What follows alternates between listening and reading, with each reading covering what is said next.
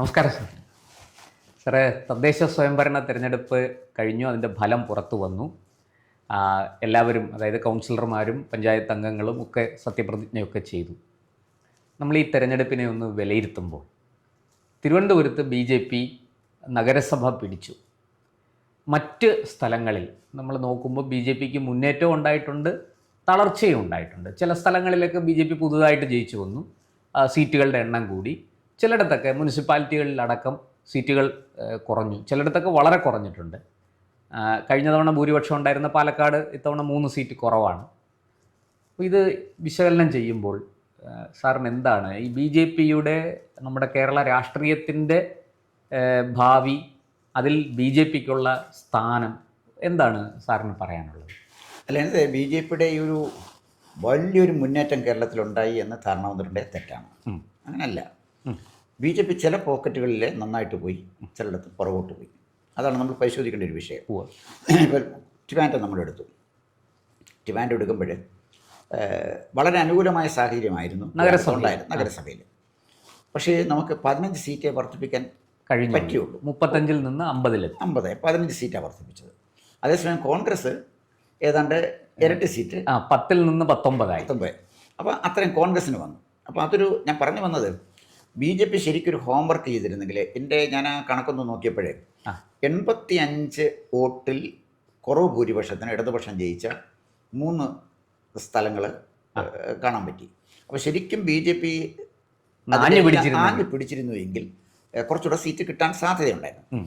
ശരിക്കും പറഞ്ഞാൽ BJP നന്നായിട്ടൊന്ന് ശ്രമിച്ചിരുന്നെങ്കിൽ രാജീവ് ചന്ദ്രശേഖരൻ ട്രിവാൻഡ്രത്തെ MP ആകുമായിരുന്നു.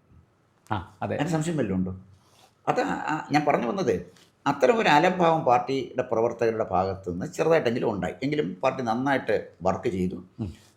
4 പതിറ്റാണ്ട് കാലം ട്രിവാൻഡ്രത്തെ ഇടത് ഭരണം നിൽക്കുന്നു. മന്ത്രിസഭ ഇവിടാണ്, മുഖ്യമന്ത്രി ഇവിടാണ്. അപ്പം മന്ത്രിസഭയുടെയും മുഖ്യമന്ത്രിയുടെയും മൂക്കിന് താഴെ 50 സീറ്റ് നേടി ജയിച്ചു എന്ന് പറയുന്നതിൻ്റെ തിളക്കം നമുക്ക് ഒട്ടും കുറച്ച് കാണാൻ പറ്റില്ല. പിന്നെ മറ്റൊരു കാര്യമുള്ളത്, ഇപ്പം ഗുജറാത്തിലെടുത്ത് നോക്കിയാൽ അഹമ്മദാബാദ് മുനിസിപ്പാലിറ്റി പിടിച്ചുകൊണ്ടാണ് BJP അതിൻ്റെ ജൈത്രയാത്ര ഗുജറാത്തിൽ തുടങ്ങുന്നത്. അപ്പോൾ ട്രിവാൻഡ്രം പിടിച്ചുകൊണ്ട് BJPക്ക് ഒരു ജൈത്രയാത്ര തുടങ്ങാനുള്ള എല്ലാ രാഷ്ട്രീയ സാഹചര്യങ്ങളും കേരളത്തിലുണ്ട്.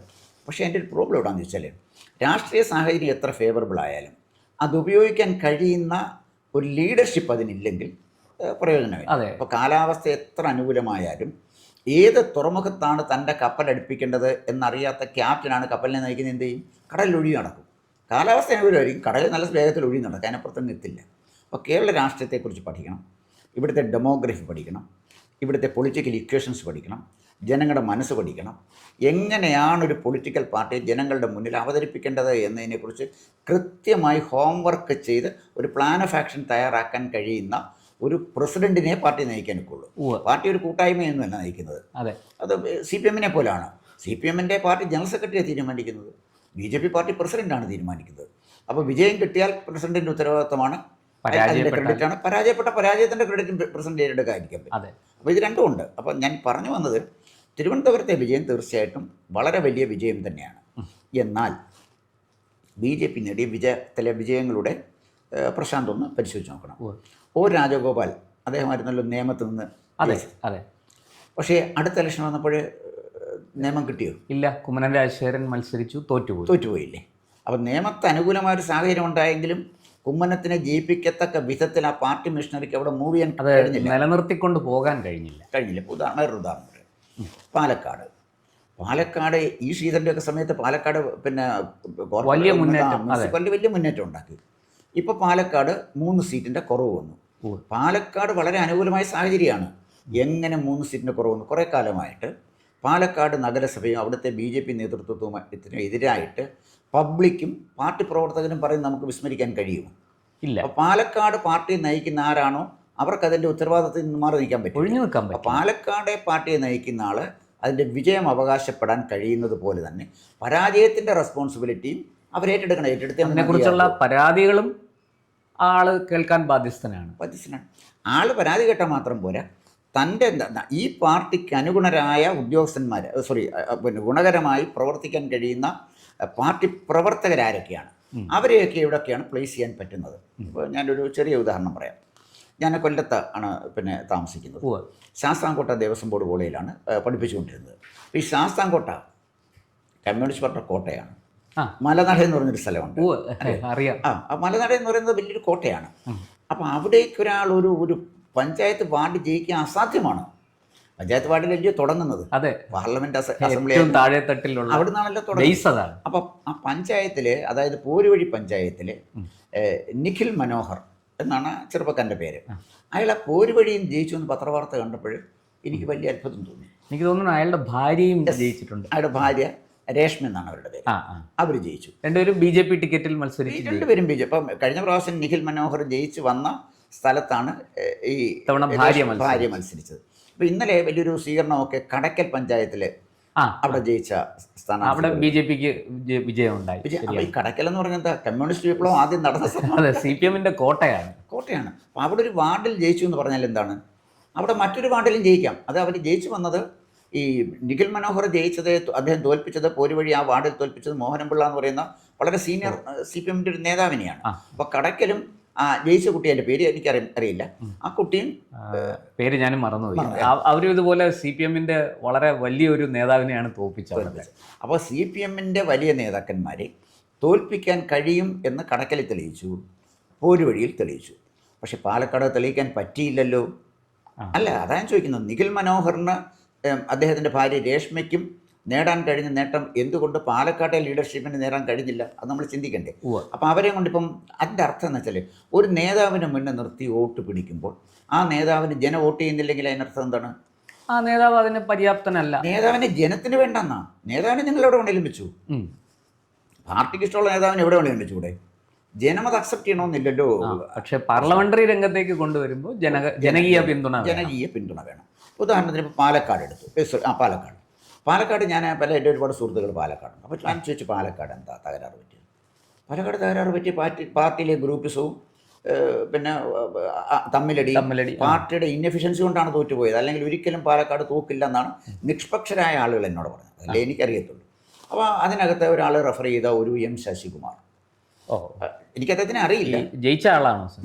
ഓ, അത് ശരി.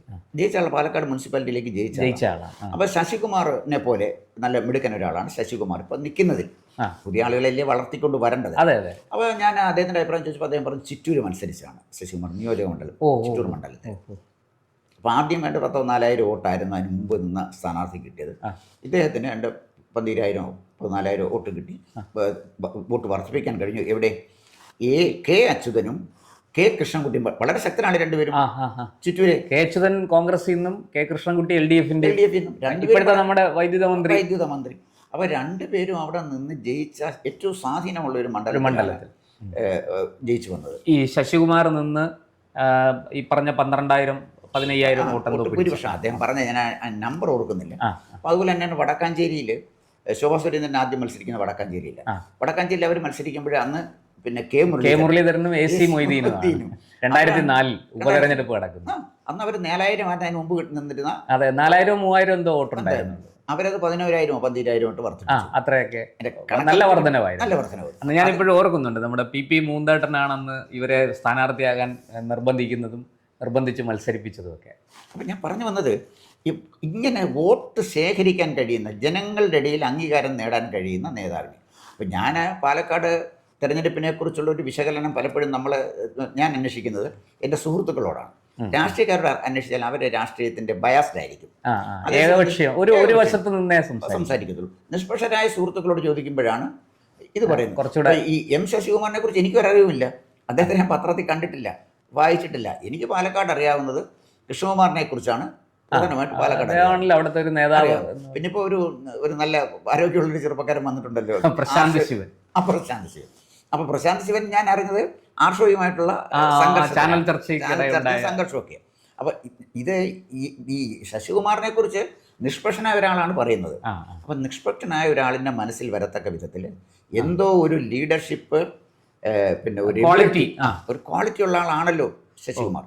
ഇത് ശരിക്കും പറഞ്ഞാൽ സംസ്ഥാന നേതൃത്വം നോക്കേണ്ടത്, ഞാനീ പറഞ്ഞ നിഖിൽ മനോഹറിനെ പോലെ, അതല്ലെങ്കിൽ M ശശികുമാറിനെ പോലെ, കടക്കൽ ജയിച്ച കുട്ടിയെപ്പോലെ. ഉദാഹരണത്തിന് ഞാൻ താമസിക്കുന്ന കൊല്ലം കൊല്ലം CPM-ന്റെ കോട്ടയാണ്. പ്രശാന്തൻ അതെ അതെ, ഞാൻ അവിടെ ജോലി ചെയ്തിട്ടുള്ള ആളാണ്. അവിടെ ഈ BJP-യുടെ 12 പേര് ജയിച്ചു എന്ന് പറഞ്ഞാൽ അത് ചെറിയ കാര്യമല്ല. അത്ഭുതപ്പെട്ടു. എങ്ങനെ കൊല്ലത്ത് ഇവർക്ക് ജയിക്കാൻ കഴിയുന്നതാണ്. നല്ല ചിട്ടയോടുള്ള പ്രവർത്തനം, നല്ല പ്രവർത്തനം, നല്ല ബെസ്റ്റ് കാൻഡിഡേറ്റ് കൊടുത്തത്. ഇടതുപക്ഷത്തിനേക്കാളും വലതുപക്ഷത്തിനേക്കാളും നല്ല ബെസ്റ്റ് കാൻഡിഡേറ്റ്. അതെ, ജയിച്ച എല്ലാവരും മിടുക്കരാണ്. അപ്പോൾ എന്ന് പറഞ്ഞാൽ ആളുകൾ തത്വശാസ്ത്രം നോക്കിയല്ല വോട്ട് ചെയ്യുന്നത്. അപ്പോൾ മോഡിയെ ജനത്തിന് ഇഷ്ടമാണ്. പക്ഷേ ജനങ്ങൾക്ക് മോഡിയോടും മോദി നടത്തുന്ന പ്രവർത്തനങ്ങളോടുമുള്ള താല്പര്യത്തിനെ തകർത്ത് കളയുന്ന തരത്തിൽ അൺപോപ്പുലറായ ആളുകളെ ജനത്തിൻ്റെ തലയിൽ അടിച്ചേപ്പിച്ച് എന്ത് ചെയ്യും? അവരത് സ്വീകരിക്കത്തില്ല, തള്ളിക്കളയും. അപ്പം നമ്മുടെ ശരീരത്തേക്ക് ഒരു ഫോറിൻ ബോഡി. ഈ കൊല്ലത്ത് പറഞ്ഞതുകൊണ്ടാണ് അവിടെ തേവള്ളിയിൽ പിന്നെ മരിച്ചുപോയ പെൺകുട്ടിയുണ്ട് കോകില, അവരുടെ അമ്മ ശൈലജ എന്നാണ് അവരുടെ പേരെന്നത്. ഒരു 3 തവണയായിട്ട് ജയിക്കുകയാണ്. അപ്പോൾ ആ വാർഡിലെ ജനങ്ങൾക്ക് അവരെ വേണം. അതാണ്, അവർക്ക് എന്തെങ്കിലും അതൃപ്തി അവരോടുണ്ടായിരുന്നെങ്കിൽ തോറ്റുപോയേനെ. പക്ഷേ ഈ 3 തവണയായിട്ടും അവർ ജയിച്ചു വരുന്നുണ്ട്. അല്ല, ഞാൻ താമസിക്കുന്നതിന് തൊട്ടടുത്താണ് ഈ തേവള്ളി വാർഡ്. അവർ വളരെ സജീവമായിട്ട് അവിടെ നിറഞ്ഞു നിൽക്കുന്ന ആളാണ്. ഏത് വീട്ടിൽ ആവശ്യമുണ്ടെങ്കിലും അപ്പോഴവർ ഓടിയെത്തും. എല്ലാവരുടെയും വളരെ സൗമ്യമായി പെരുമാറും. ആദ്യം ഒരു വർഷം ജയിച്ചത് കോകിലയുടെ ഒരു സഹതാപതരംഗത്തിലാവും. പിന്നീട് അവർ 2 തെരഞ്ഞെടുപ്പിനും ജയിച്ചത് അവരുടെ കഴിവുകൊണ്ട് തന്നെയാണ്. അപ്പോൾ അവർ നല്ല മിടുക്കിയാണ് ആൾ. ഞാൻ അതാ പറഞ്ഞത്, ഈ ഗ്രാമപ്രദേശങ്ങളിൽ ഇങ്ങനെയുള്ള ആളുകളെ വേണം വളർത്തിക്കൊണ്ടുവരാൻ. നാളെ ഇതിനകത്ത് ഏറ്റവും സമർത്ഥരായ ആളുകൾക്ക് MLA ആയും MP ആയും പിന്നീട് മന്ത്രിയുമായിട്ടൊക്കെ മാറ്റാൻ കഴിയത്തക്ക വിധത്തിൽ സ്റ്റഫുള്ള ആളുകളെ കണ്ടെത്തി നേതൃത്വത്തിന് കഴിഞ്ഞില്ലെങ്കിൽ അത് വലിയൊരു പരാജയമാണ്. അപ്പോൾ ഞാനിപ്പോൾ പറഞ്ഞപ്പോഴേ ഇതിപ്പം പിന്നെ പത്രവാർത്തയുടെ അടിസ്ഥാനത്തിൽ അല്ലെങ്കിൽ എൻ്റെ സുഹൃത്തുക്കൾ പറയുമ്പോൾ അപ്പോൾ BJP-യുടെ ലീഡർഷിപ്പ് ചെയ്യേണ്ട ഒരു കാര്യം, കൃത്യമായി BJP-യിലെ ഈ ഒരു നല്ല കാലിബറുള്ള നേതാക്കന്മാരെ വളർത്തണം. ചെറിയൊരു കാര്യം ഞാൻ പ്രശാന്തനോട് പറയാം. BJP വന്ന സമയത്ത് ഈ മിസ്ഡ് കോളിലൂടെ അംഗത്വം എടുക്കാൻ പറ്റുമായിരുന്നു. പണ്ട് 5 ലക്ഷം ആളുകളാണ് മിസ്ഡ് കോളിൽ അംഗത്വം. 5 ലക്ഷം. BJP-യുടെ കണക്ക്, എൻ്റെ കണക്ക് എനിക്കറിയത്തില്ല. 5 ലക്ഷം ആളുകൾ. CPM-ന് 3 ലക്ഷമോ 3.5 ലക്ഷമോ അംഗങ്ങളെ ഉണ്ടായിരുന്നുള്ളൂ. ഇപ്പോഴും ചെറിയ വർദ്ധിച്ചു വന്നാലും CPM-ന് ഏതാണ്ട് 5 ലക്ഷം അംഗങ്ങൾ ടോട്ടൽ അവരുടെ പോഷക സംഘടന. അതായിക്കോട്ടെ, 5 ലക്ഷം ആളുകൾ അങ്ങോട്ട് ഓഫർ ചെയ്യുക, എനിക്ക് മെമ്പർഷിപ്പ് വേണം എന്ന് അപേക്ഷിക്കുക. ഈ ആളുകൾ ആരൊക്കെയാണ്, എന്താണ് അവരുടെ ഒരു പിന്നെ സ്ഥിതി, അല്ലെങ്കിൽ അവരുടെ പ്രൊഫൈൽ എന്താണ്, ബാക്ക്ഗ്രൗണ്ട് എന്താണ്, ഇതൊക്കെ നോക്കി കൃത്യമായിട്ടൊന്ന് കമ്പ്യൂട്ടറൈസ് ചെയ്താൽ, കൃത്യം നോക്കിയാൽ എവിടെ നമുക്ക് അടിസ്ഥാനപരമായ ഒരു നേതാവിനെ അല്ലെങ്കിൽ ഒരു പ്രവർത്തകനെ കണ്ടെത്താൻ കഴിയും എന്നറിയാം. ഈ കൊടുത്തതിനകത്ത് പല ആളുകളും എന്നോട് തന്നെ പറഞ്ഞിട്ടുണ്ട്, ഞാൻ പിന്നെ മിസ്ഡ് കോളിലൂടെ മെമ്പർഷിപ്പ് എടുത്തു പറഞ്ഞ ആളുകൾ IT വിദഗ്ധരുണ്ട്, MSc-ക്കും MCOM-നും ഒക്കെ പഠിച്ചുകൊണ്ടിരുന്ന കുട്ടികളുണ്ട്. അവരൊക്കെ ഇന്ത്യ ഒരു വലിയ മാറ്റത്തിന് തുടക്കം കുറിക്കുന്നു. നരേന്ദ്രമോദി വന്നു, ഇന്ത്യ മാറുന്നു. പ്രതീക്ഷയോടെ എടുത്ത ആരെയും കോൺടാക്ട് ചെയ്തില്ല. ആരാ അതിൻ്റെ ഉത്തരവാദി? ഈ പാർട്ടി സംസ്ഥാന നേതൃത്വം. ഞാൻ പറഞ്ഞത്, ഇതുപോലെ പരാജയപ്പെട്ട ഒരു നേതൃത്വം ഇല്ല. കാരണം ഈ 5 ലക്ഷം ആളുകളുടെ ആപ്ലിക്കേഷൻ എന്ത് ചെയ്യുന്നു പോലും തിരിഞ്ഞു നോക്കാത്ത പ്രസിഡന്റുമാരും കമ്മിറ്റിയും വലിയ ഉണ്ടായിരുന്നത്. പിന്നെ അവർക്ക് എങ്ങനെ ഒരു തിരഞ്ഞെടുപ്പ് ജയിക്കാൻ പറ്റുന്നത്? അപ്പോൾ അവരുടെ പ്രശ്നം എന്താണെന്ന് ചോദിച്ചാൽ BJP ഇനിയും പുനർചിന്തനം ചെയ്യണം. BJP-യിലെ അതിശക്തമായ ഗ്രൂപ്പിസം, നമുക്കത് പറയാതിരുന്നിട്ട് ഒരു കാര്യമില്ല. പിന്നെ ചില നേതാക്കന്മാരുടെ ധാർഷ്ട്യം. നേതാക്കന്മാർ മനസ്സിലാക്കേണ്ട ഒരു കാര്യം, ഒരു നേതാവിനെ കാര്യം സാധിക്കാൻ വരുന്നവന് മാത്രമേ ബഹുമാനിക്കേണ്ട കാര്യമുള്ളൂ. ഞാനൊരു വോട്ടറാണ്, എനിക്കൊരു ഫേവറും ആവശ്യമില്ല, ഞാൻ ശക്തനാണ്. ജനാധിപത്യത്തിൽ ഏറ്റവും ശക്തൻ നേതാവിനെ കൊണ്ടൊരു ചുക്കും സാധിക്കാനില്ലാത്ത സാധാ പൗരനാണ്, സാധാ വോട്ടറാണ്. അവനാണ് ജയിപ്പിക്കുന്നത്. അവൻ്റെ മുന്നിൽ കൈകൂപ്പി നിൽക്കണം. കാരണം അവനാണ് ഈ നേതാവിനെ ജയിപ്പിക്കേണ്ടത്, മന്ത്രിയാക്കേണ്ടത്, ചെലവിന് തരേണ്ടത്. ജയിച്ചു കഴിഞ്ഞാൽ ചെലവിന് തരേണ്ടത് അവനല്ലേ? അതെ അതെ അതെ, അവൻ്റെ നികുതി പണത്തിൽ നിന്നാണല്ലോ കാര്യങ്ങളൊക്കെ. അപ്പോൾ തൻ്റെ യജമാനനാണ് ഈ നിൽക്കുന്ന ഒരു മനുഷ്യൻ, താനൊരു സേവകനാണ് എന്ന് മനസ്സിലാക്കി. പ്രധാനമന്ത്രി പറഞ്ഞ എന്താണ്? ഞാൻ മുഖ്യ സേവകനാണ്. അതുകൊണ്ടാണ് നരേന്ദ്രമോദിയെ ജനമെടുത്തിരിക്കുന്നത്. അതെ. അപ്പോൾ അതുപോലെ വിനയാന്വിതമായ പെരുമാറ്റം കൊണ്ട് ജനങ്ങളെ ആകർഷിക്കാൻ കഴിയുന്ന നേതാക്കന്മാരെ അത് താഴത്തെ തട്ടിന്ന് വളർത്തിയെടുക്കണം. BJP പ്രശാന്ത് ഇവിടെ നേരിടേണ്ടി വരുന്ന 2 ശക്തികളുമായിട്ടാണ്. ഒന്ന് CPM എന്ന് പറഞ്ഞാൽ ശക്തമായ കേഡർ സ്വഭാവമുള്ള ഒരു പാർട്ടി. അതെ അതെ, താഴെ തട്ടിൽ കൃത്യമായി വേരുകളുള്ള ഒരു സംവിധാനം. സ്വിച്ച് ഇട്ടാൽ AKG സ്വിച്ച് ഇട്ടാൽ ഇത് പ്രവർത്തിക്കും. നമ്മുടെ ലൈറ്റ് കത്തുന്നത് പോലെ കത്തും, അത്രേ ഉള്ളൂ. വേറെ കാര്യമൊന്നുമില്ല. പൂവൻ കോഴി മുട്ടയിട്ടു എന്ന് സർക്കുലർ വന്നാൽ താഴെ ഗ്രാമതലത്തിൽ അറിഞ്ഞില്ല, ഇന്നടത്ത് പൂവൻ കോഴി മുട്ടയിട്ടിട്ടുണ്ട്. അത് പറയുകയും മാത്രമല്ല വിശ്വസിക്കുകയും ചെയ്യും, അതിനെ പറഞ്ഞ് വിശ്വസിപ്പിക്കുകയും എന്ന് പറഞ്ഞാൽ അതിൻ്റെ അത്തരം ആളുകളുടെ എണ്ണം കുറഞ്ഞു വരുന്നു. അത് വേറെ കാര്യം. എങ്കിൽ പോലും അതൊരു ശക്തമായ സംഘടനാ സംവിധാനം CPM-ന് ഇല്ലേ? അത് നമ്മൾ അവരുടെ മിഷണറിയുടെ മിടുക്കാണ്. ആ മിഷണറി എങ്ങനെ മിടുക്കായത്? ആ മിഷണറിയെ ചലിപ്പിക്കുകയും ആ മിഷണറിയെ ഓർഗനൈസ് ചെയ്യുന്ന ലീഡർഷിപ്പിൻ്റെ കഴിവല്ലേ? ഒരു മിഷണറി ഉണ്ട്, അത് ചലിപ്പിക്കണമെങ്കിൽ അത് ചലിപ്പിക്കുന്നതിൻ്റെ പിന്നിൽ ആളുണ്ടല്ലോ. തീർച്ചയായിട്ടും അതിനൊരു ഗുണമുള്ള, തീർച്ചയായിട്ടും അത് വേണം. മിഷണറി സ്വയം ചലിക്കില്ലല്ലോ. ഇല്ല, അതിന് മനുഷ്യബുദ്ധി മനുഷ്യാധ്വാനവും വേണമല്ലോ. അതെ, അതാണ് ആ മിഷണറിയുടെ പിന്നിലുള്ളത്. കോൺഗ്രസിൻ്റെ ഒരു ഗുണം വെച്ചാൽ കാലാങ്ങളായിട്ട് നിൽക്കുന്ന ഒരു പോപ്പുലാരിറ്റി ഉണ്ട്. അപ്പോൾ വലിയൊരു ആൾക്കൂട്ടമാണ്. അപ്പോൾ കോൺഗ്രസിന് ആൾക്കൂട്ടമാണ്. അപ്പം ഈ ആൾക്കൂട്ടത്തിൻ്റെ ഒരു പാർട്ടിയാക്കാനാണ് കെ സുധാകരൻ ശ്രമിച്ചത്. അദ്ദേഹത്തിന് അറിയാൻ കേഡർ പാർട്ടിയാക്കാനൊക്കത്തില്ല. അദ്ദേഹം പറഞ്ഞു സെമി കേഡറാക്കാം. അപ്പോൾ കോൺഗ്രസ്സുകാർക്ക് ഒരു പരിശീലനമൊക്കെ കൊടുത്ത് സെമി കേഡറാക്കാനാണ് വിചാരിച്ചത്. യൂത്ത് കോൺഗ്രസിൻ്റെ കാലഘട്ടത്തിലെ, ഞാൻ പത്തനംതിട്ടക്കാരൻ, സ്ഥിരം അവരുടെ ക്യാമ്പ് നടക്കുന്ന സ്ഥലമാണ് ചരൽക്കുന്ന്. എൻ്റെ കാലഘട്ടത്തിൽ എന്നോടൊപ്പം ഉണ്ടായിരുന്ന യൂത്ത് കോൺഗ്രസ് നേതാക്കന്മാർ ഞങ്ങളുടെ ഗ്രാമത്തിൽ കൃത്യമായി പൊളിറ്റിക്സ് പറയുമായിരുന്നു. അവർ ചരൽക്കുന്നിലെ പരിശീലനം കഴിഞ്ഞ് വരുന്ന ആളുകളായിരുന്നു. വളരെ പ്രസിദ്ധമാണ് ഈ ചരൽക്കുന്നിലെ ക്യാമ്പ്. അത് കേരള കോൺഗ്രസിൽ ഒരിക്കലും മാണി സാർ പരീക്ഷിച്ചു. അത് കുറേ കാര്യങ്ങൾ നല്ല കാര്യം ചെയ്തു. പിന്നീട് വന്നവർക്കാർക്ക് അത് പരീക്ഷിക്കാൻ കഴിഞ്ഞില്ല. അവർ ചുമ്മാ അവിടെ കൂട്ടിയിട്ട് പോകത്തേ ഉള്ളൂ. അപ്പോൾ ആ ഒരു കാലം കഴിഞ്ഞ ദിവസം ഞാൻ VM സുധീരനുമായിട്ട് സംസാരിച്ചു.